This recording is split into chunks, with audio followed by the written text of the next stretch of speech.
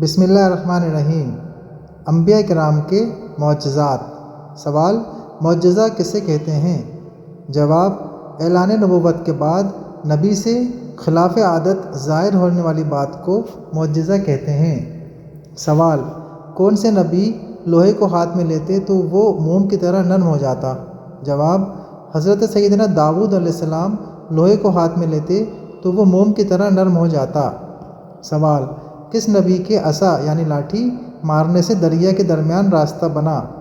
جواب: حضرت سیدنا موسیٰ علیہ السلام کے عصا مارنے سے دریا کے درمیان راستہ بنا۔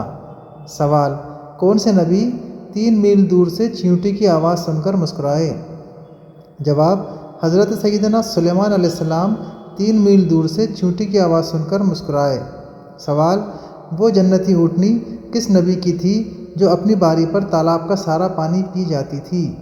جواب: وہ جنتی اونٹنی حضرت سیدنا صالح علیہ السلام کی تھی جو اپنی باری پر تالاب کا سارا پانی پی جاتی تھی۔